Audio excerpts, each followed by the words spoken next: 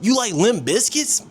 That's not metal, chump. Now, I'm gonna say this, and I don't think it's that crazy to say. There might not be another genre of music that causes more arguments than nu metal. Because apparently, some people are listening to the wrong type of metal, to actual metal fans. This freaking fly, bro. Like, since I said that sentence, like, bro, someone's gonna come out of nowhere like Randy Orton in 2008. Watch out, watch out, watch out, watch out! And tell me that I'm a poser, bro. Like, I'm just waiting for it. They're gonna be like, yo, bro, Korn? Not real metal, bro. You're a poser, bro. You like Limp Bizkits? That's not metal, chump. Hey, bro, you said Linkin Park? Nah, you tripped. That's not real metal. And it's like somehow 20 years later, we're having the same argument. Nu metal wasn't some random trend that just came out of nowhere. It became one of the biggest sounds in the late 90s and the early 2000s. It changed the literal way people think about metal. It brought rap and metal even closer together. It influenced fashion and created a bunch of different archetypes of metal fans. And after years, and I mean years of being the embarrassing part of metal, nu metal got popular again. Well, yeah, obviously, with the rise of TikTok, no song or genre is safe, I'm gonna be honest.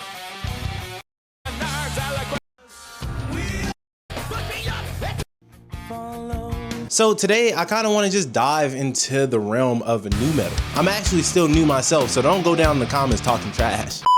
What is up, y'all? Welcome back to the channel. If you're new here, I'm Fred. We are on the road to 20,000 subscribers, so make sure you like, comment, and subscribe for the algorithm. Also, so kindly leave a hype on this video. It helps out the channel a lot. With all that being said, let's get into the actual video. Okay, so let's start from the actual beginning of nu metal. What exactly is nu metal? All right now, wasn't that fun? Let's try something else.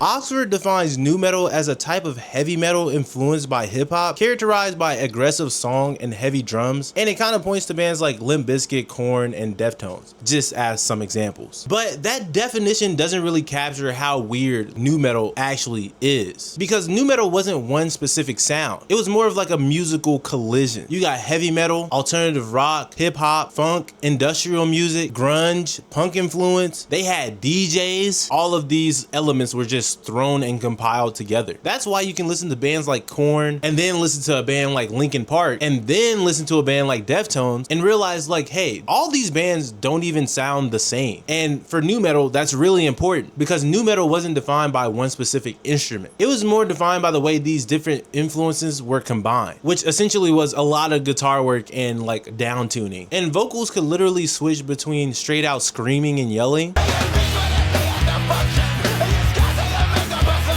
to singing or rapping.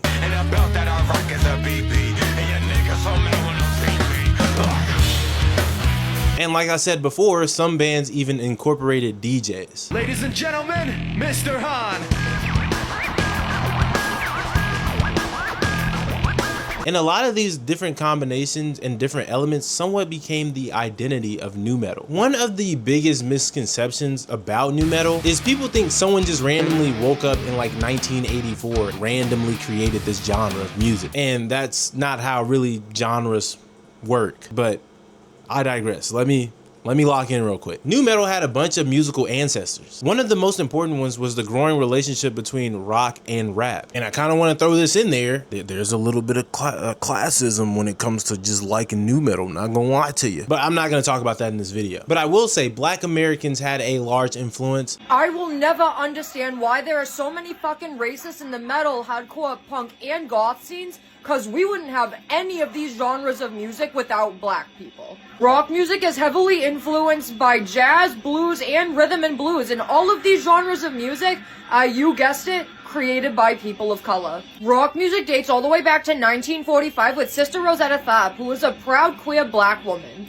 At the age of 4 years old, she started learning how to play the guitar, and by the age of 6, she was performing in the church choir. In 1945, she released her first record titled Strange Things Happening Every Day, and this is widely considered the first rock and roll song. She's been deemed the godmother of rock and has inspired so many acts including Elvis Presley, Eric Clapton, Aretha Franklin, Chuck Berry, and many more. Obviously, like I was saying, the hip-hop culture played a large role within nu metal, and some nu metal fans kind of speculate, especially like on TikTok, Instagram, or wherever else you can find people conversating on the internet. They kind of have this idea that metal fans kind of just dislike nu metal because it's trashy and because of classism. And I could see it a little bit, but we're not gonna talk about it, like I said. What we can talk about is Korn. Korn debut album came out in 1994, and this is where a lot of people point to the real beginning of the now understanding as nu metal. Their sound was kind of heavy, but it wasn't a traditional heavy metal. It had groove, it had funk, and it had some of that hip-hop influence that I was just talking about. It also had a kind of emotional vulnerability to it that wasn't closely associated with metal. You know, if you've ever listened to metal,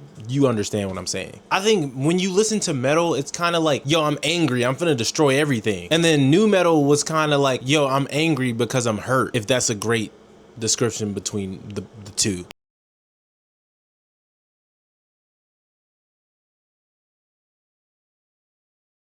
Distinction really matters because nu metal lyrics often dealt with alienation, trauma, bullying, abuse, insecurities, and isolation. That sounds familiar. And suddenly a whole generation of young people had some music that sounded like the way they felt, i.e. gravitating those people towards that music. And that's why I feel like some people say it's classism, because apparently like metal is just for a bunch of privileged people, and then like nu metal is for like the trashy, you know, middle class. I say trashy in quotations. The Guardian described nu metal as a fusion that connected with suburban youth and became one of the most popular forms of rock. And then other bands started taking that formula and completely changing it in the opposite direction. Going back to the bands that I was talking about before, bands like Limp Bizkit, Deftones, and Linkin Park all became a little bit more mainstream. Limp Bizkit brought an even more obvious hip-hop influence. Fred Durst rapping and the band's aggressive guitar sound made the crossover impossible to ignore. Deftones took the formula somewhere more atmospheric and experimental. Linkin Park eventually turned the combination into one of the biggest commercial rock sounds of the early 2000s. And then you had even more bands like Slipknot or Papa Roach, System of a Down, and many more other bands. And all of these bands were kind of operating around that same experimental push as a culture at this time, even when the nu metal allegations didn't really stick perfectly. And I feel like that's another reason why arguments become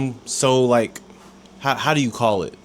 Complicated. They become complicated. People want to fit bands in specific categories, or they want them to fit perfectly in a box. But music literally does not work that way, especially now. And I know a lot of people always like, oh, like this music isn't Midwest emo, or this isn't actual rock music. But that's hard to say, especially in modern day times when different bands and different styles of music also gets influenced by other music. It just doesn't make sense. But this is where the traditional metalheads got actually annoyed at the nu metal fans, because nu metal wasn't just successful. Nu metal was like actually massive at the time. MTV played it, radio played it, video games used it, movies used it, wrestling used it, clothing brands marketed it, and they can go on and on and on and on and on. Once clothing brands started marketing it, kids who never really listened to metal were wearing metal shirts, and that was the cultural shift. And I'm betting a lot of metal fans didn't like that. It's like, oh, this kid didn't listen to Judas Priest, this kid don't know what Black Sabbath is. I'm a larper, you got me. But this is where metal fans actually had a really big problem with these kids who don't know anything about actual metal, because they're like, oh, these kids don't know what real metal is, and they're wearing bands on their t-shirts like they do know, aka LARPing, and making the real metal fans really angry. And I can see it from their point of view, because now metal isn't necessarily this really underground niche community that it once was. Now it's becoming mainstream, and Timmy, that's a 7-year-old down the street that doesn't know anything about metal, is wearing a t-shirt of your favorite metal band, kind of just running around disgracing their name. And we can all kind of attest to this, even myself. When something that you really like becomes mainstream, the people who all loved it before it was popular, they kind of start to think like that the newcomers don't really understand the actual culture behind whatever your favorite thing is. And like I said, I fell victim to this too, or I was a participant in this festivity. It's like if I was watching Naruto and then some kid comes along, only watched one episode of Naruto or just saw like TikTok clips.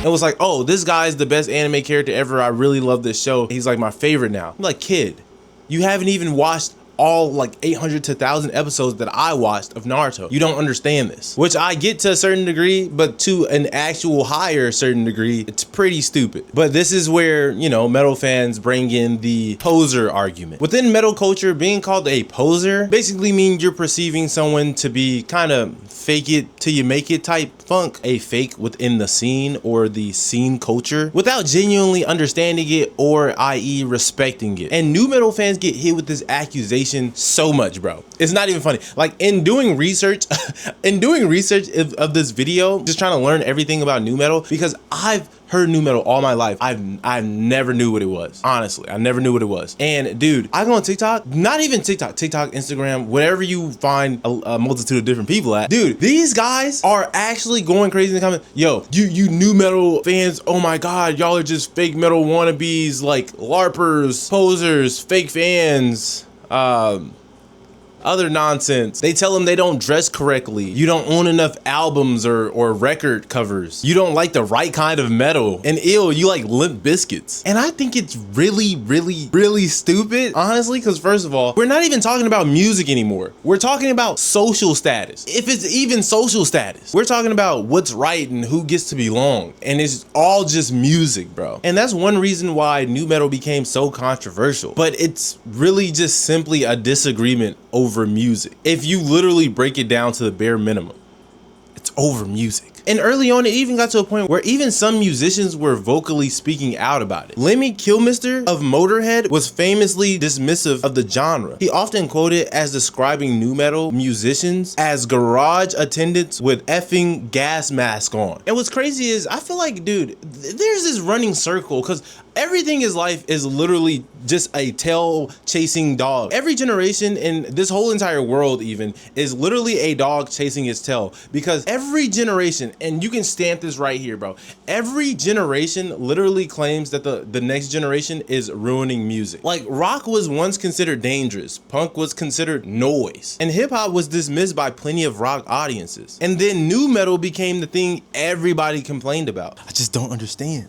I literally just don't understand it. But apparently some people were complaining about it because they're trying to see, is nu metal actually metal? And I kind of think it's stupid just a little bit, because first of all, let me just say this. This is my own opinion, right?